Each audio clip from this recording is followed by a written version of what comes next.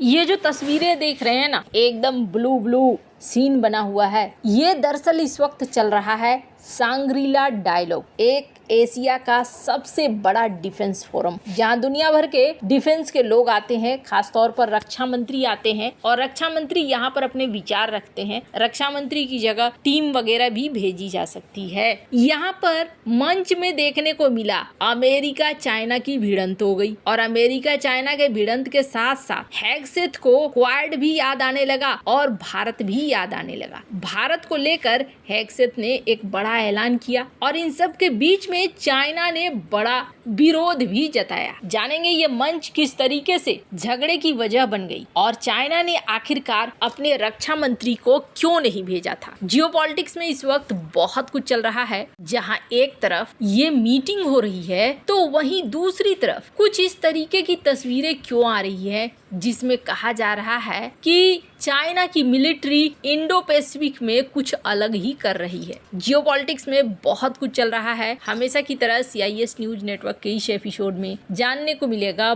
बहुत कुछ। आइए जानते हैं इन खबरों को विस्तार से। शिंजो आबे जापान के PM ये बहुत दूर का सोचते थे। साल 2007 में इन्होंने एक संगठन की कल्पना की और वो संगठन था क्वाड। क्वाड को लेकर इन्होंने बातचीत शुरू करी। इन्होंने कहा कि अमेरिका, जापान, भारत, ऑस्ट्रेलिया जैसे देशों को यहाँ साथ आना चाहिए। अगर ये साथ आएंगे तो चाइना की आक्रामकता का सामना कर पाएंगे। 2007, आप जरा अंदाजा लगाइए, आज से दशकों पहले उन्होंने भांप लिया था एक बहुत बड़ी समस्या जन्म ले रही है और उस समस्या का उन्होंने समाधान भी ढूंढ लिया था। लेकिन आपको पता है बीच में क्वाड को किसने नेग्लेक्ट किया, किसने इग्नोर किया? वो था अमेरिका। साल 2007 में ये बन तो गया, लेकिन बनने के बाद अमेरिका ने इस पर दिलचस्पी नहीं दिखाई, मामला दब गया। फिर एक समय आया साल 2017 में PM मोदी सत्ता पे आए। PM मोदी और शिंजो आबे दोनों की बातें एक दूसरे को समझ में बहुत अच्छे से आने लगी और तब कहा गया कि क्वाड को एक बार फिर से हम शुरू करते हैं। तब भी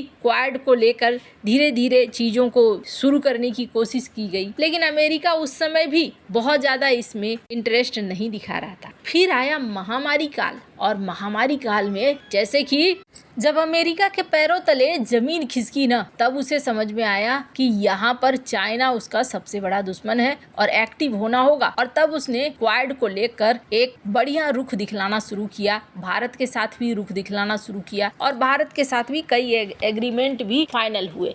लेमुआ, कामकासा, हालांकि इनमें से कुछ एग्रीमेंट पहले भी साइन हुए, पर भारत के साथ संबंधों को ये बड़ा करने लगे। अब जाकर जब इन्हें झटका मिलना शुरू हुआ है, अब एक एग्जाम्पल देखिए, यहाँ पर सांग्रीला डायलॉग चल रहा है। इस सांग्रीला डायलॉग में सबसे बड़ी बात यह है, चाइना ने अपने रक्षा मंत्री को नहीं भेजा है, अपने साधारण प्रतिनिधि को भेज दिया है। यानी कि इस डिफेंस फोरम में चाइना क्यों नहीं आया? दो बातें। पहली बात ये कि इस डिफेंस फोरम में माना जा रहा है कि भारत पाकिस्तान को लेकर जो कुछ भी हुआ, चाइनीज हथियारों की जो धज्जियां उड़ी है, उसको लेकर भी चाइना इस डायलॉग में नहीं आना चाहता था। और दूसरी बात ये भी कही गई कि अमेरिका के साथ जो तनाव है, उस तनाव की वजह से भी चाइना यहाँ नहीं पहुँचना चाह रहा था। चाइना ने अपने एक साधारण से प्रतिनिधि मंडल को भेजा ये दिखलाने के लिए, देखो हम इतना इस फोरम को मायने नहीं देते हैं, जबकि अमेरिका के तरफ से उनके रक्षा मंत्री आए। अब एक सीन देखिए, एक तरफ सांग्रीला डायलॉग हो रहा है और दूसरी तरफ चाइना की नेवी क्या कर रही है? चाइना की navy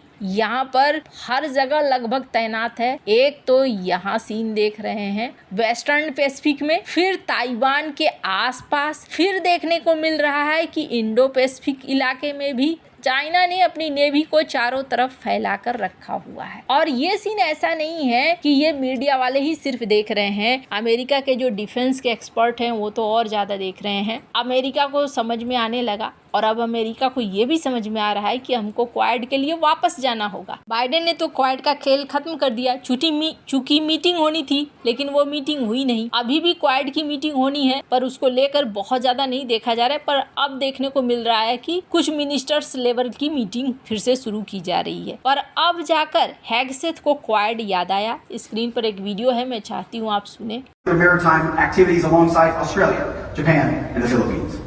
We're also expanding our security partnership with India through robust military exercises like Tiger Triumph.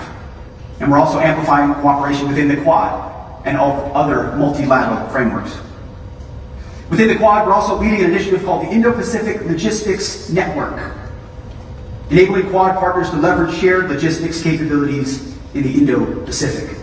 They say rookies talk strategy, pros talk logistics. And we're grateful for the opportunity to train with all our allies in the region in other exercises like Talisman Sabre with Australia and Cobra Gold in Thailand. These exercises enhance our lethality while improving our readiness to respond at a moment's notice. And that was certainly put into practice last March with the Thai military in response to the earthquake there. Flying and sailing and operating together in peacetime ensures we are prepared for the unexpected. And third, we are revitalizing our defense industrial bases and reallocating resources toward the most lethal and effective capabilities. We're doing this because the success of the warfighters requires it.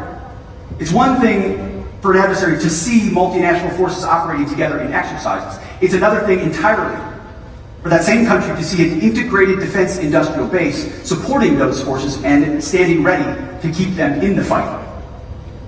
That's why we are pleased to endorse the Partnership for Indo-Pacific Industrial Resilience, also known as PIPER, a U.S.-initiated multilateral forum of 14 allies and partners working with industry, capital providers, and key non-governmental stakeholders to strengthen industrial resilience, expand our capacity, and accelerate deliveries.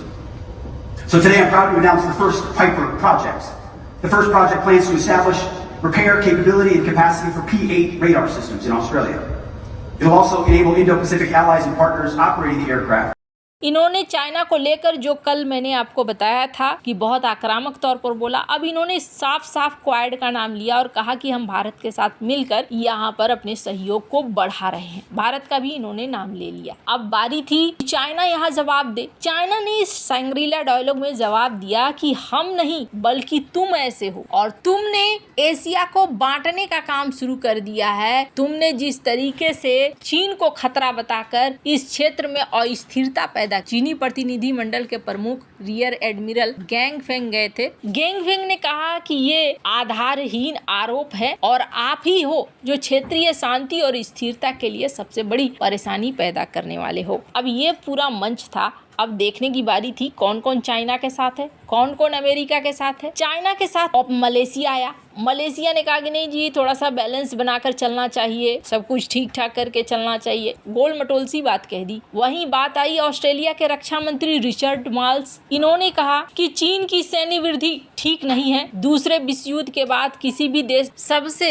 बड़ी सेना की वृद्धि है जो आपने करी है और क्षेत्र में ये जटिलताएं बढ़ रही है। अब इस बीच सवाल आता है कि भारत ने क्या कहा। सब तो भारत के पीछे पड़े हैं, लेकिन भारत किसके पीछे पड़ा है? भारत की तरफ से सीडीएस अनिल चौहान यहाँ मौजूद थे और उन्होंने लगभग वैसी ही बातें दोहराई जो साल 2018 में भारत ने बोला था, पीएम मोदी ने सांग्रीला डायलॉग में बोला। हालांकि भारत पहले इस फोरम को उतना ज्यादा महत्व नहीं देता था, लेकिन बाद में भारत ने इस फोरम को महत्व देना शुरू कर दिया। इन्होंने पाकिस्तान की बात कही कि भारत पाकिस्तान को लेकर रणनीति बनाने की हम कोशिश कर रहे हैं कि कैसे चला जाए। इसके अलावा आपको याद होगा अभी जो है बड़ा बवाल मचा हुआ है कि सीडीएस अनिल चौहान ने यहाँ पर झड़पों का जिक्र कर दिया और फाइटर जेट के गिरने की बात और संख्या की बात गोल मटोल तरीके से बात करी है, जो इस वक्त पूरी दुनिया में चर्चा का विषय बना हुआ है कि क्या पाकिस्तान युद्ध में सही में भारत के फाइटर जेट गिरे थे या फिर नहीं गिरे थे या क्या हुआ था। तो सीडीएस अनिल चौहान ने यहाँ चाइना को लेकर